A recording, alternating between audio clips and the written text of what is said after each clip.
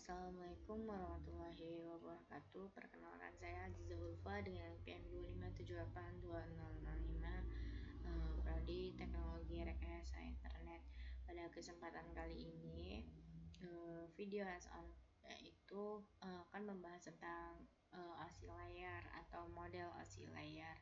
Nah, saya akan menjelaskan mengenai materi OSI layar ini. Materi ini penting karena OSI layar itu merupakan model referensi yang digunakan untuk memahami bagaimana data dikirim dari satu perangkat ke perangkat lain dalam jaringan komputer.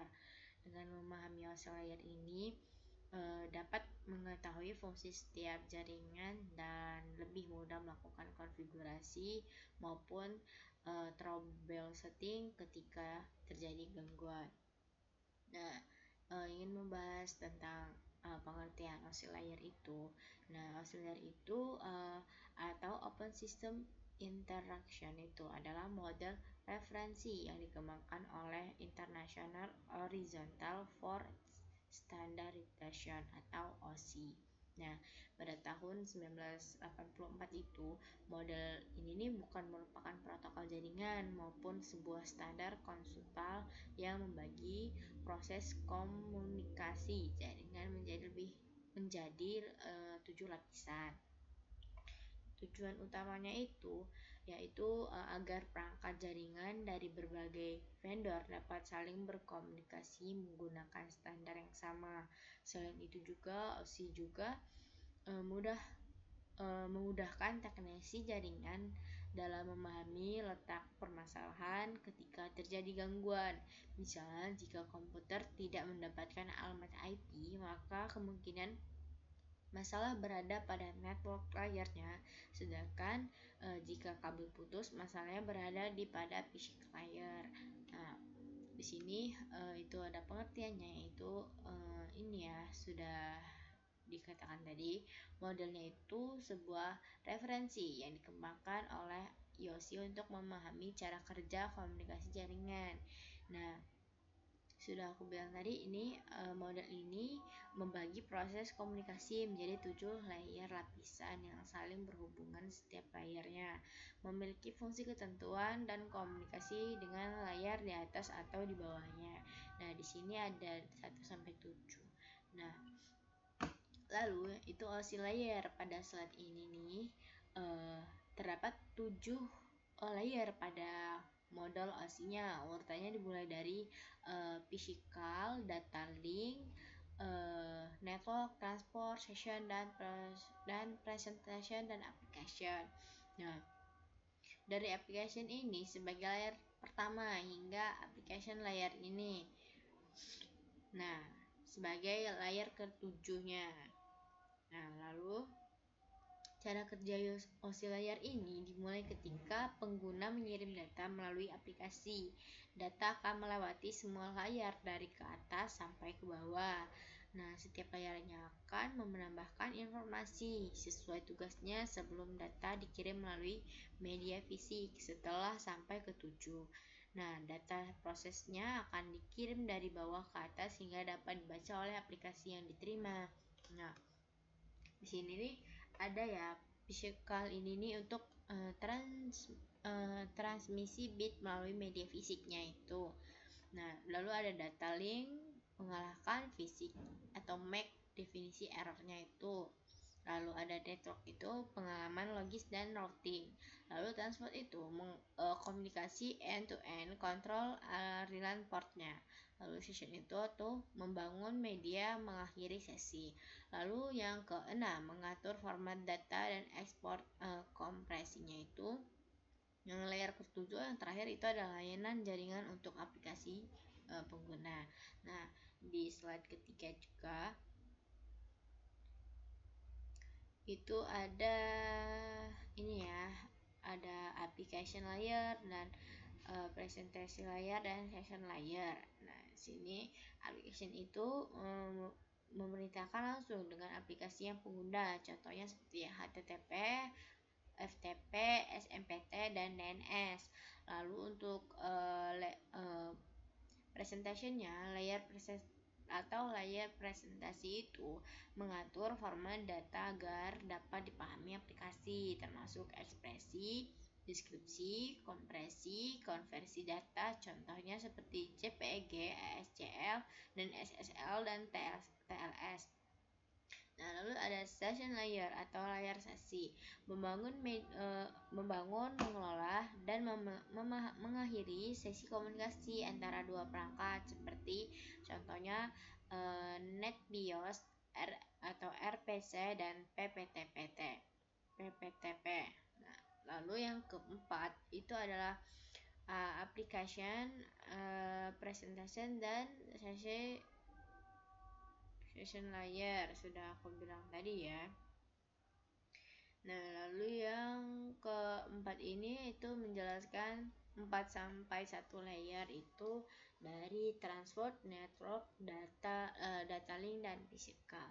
Nah, di sini transport layer itu bertugas memastikan data sampai ke tujuh secara lengkap, benar, dan sesuai urutannya.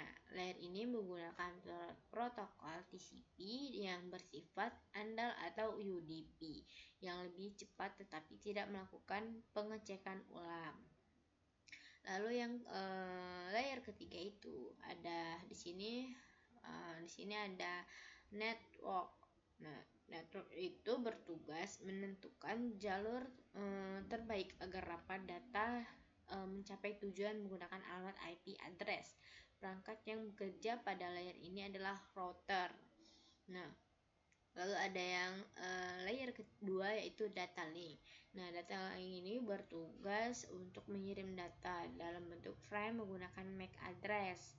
Nah, atau menggunakan alamat fisiknya ya. Layer ini juga melakukan deteksi kesalahan agar mengatur komunikasi antar perangkat yang berada dalam satu jaringan lokal. Perangkat yang bekerja pada layer ini adalah switch. Nah, lalu yang terakhir yang layer paling bawah itu adalah physical atau layer fisik. Nah, layer ini bertanggung jawab mengirim bit-bit data dalam bentuk sinyal listriknya, cahaya, atau gelombang radio yang memulai media fisik mendapat kabel UTP, fiber optik, maupun jaringan terkabel. Lalu ada ini alur pengiriman datanya atau encapsulation. Nah, pada saat ini dijelaskan proses pengiriman datanya. Misalnya kita lagi membuka Google nih, gitu. Nah, pertama pengguna akan mengakses browsernya pada application layarnya. Nah, lalu kemudian data diproses dengan presentation layer. Nah, misalnya dilakukan ekspresi menggunakan SSL atau TLS. Nah, setelah itu kita ke session layer. Nah, membangun koneksi antara komputer ini ke server, atau bisa ke komputer ke server juga. Nah, lalu transfer layer itu yang keempat itu adalah data dibagi menjadi beberapa segmen menggunakan TCP. Nah, lalu network ketiga itu ada memberikan alamat IP, sumber, dan tujuannya. Dan lalu yang kedua data link itu, pada data link ini diberi MAC address sehingga dapat dikirim dalam jaringan lokal. Yang terakhir ada physical.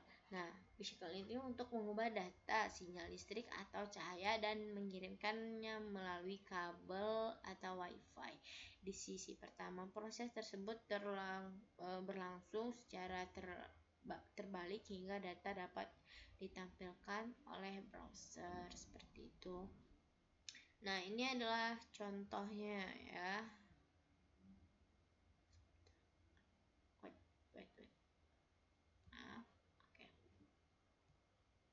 Nah, ini adalah contoh perangkat setiap layernya. Nah, layer pertama itu ada physical layer paling bawah, terdapat kabel UTP, fiber optik atau konektor RJ45, dan ada capacitor dan hub. Lalu ada data link layer, itu terdapat switch dan break, dan pada network layer terdapat router dan perangkat layer 3 switch. Nah, sedangkan pada layer di atas ini terdapat server, firewall, komputer, laptop, smart browser, email, client, dan aplikasi lainnya yang digunakan pengguna. Lalu yang ke-8 itu kesimpulannya. Nah, ini ada kelebihan model layarnya, dan ini kesimpulan. Oke. Nah, ya, lalu kesimpulannya itu jadi kesimpulannya model OC layar ini adalah model referensi yang membagi proses komunikasi jaringan menjadi 7 layar. Nah, setiap layar memiliki fungsi yang berbeda namun saling mendukung. Lalu dengan memahami OC layar ini, kita itu dapat mengetahui proses pengiriman datanya, memahami fungsi setiap perangkat jaringan, serta mempermudahkan setiap proses analisis dan troubleshooting ketika terjadi masalah pada jaringan komputer. Nah, jadi OC layar itu bukan protokol komunikasi, melainkan model yang digunakan sebagai acuan dalam rancangan dan memahami sistem jaringannya, seperti itu. Nah, mungkin itu saja ya teman-teman yang dapat saya sampaikan. Jadi OC layar ini penting ya untuk memahami setiap layarnya dan kualitas jaringannya. Nah, mungkin itu saja presentasi saya atau sedikit materi saya. Saya akhiri. Wassalamualaikum warahmatullahi wabarakatuh.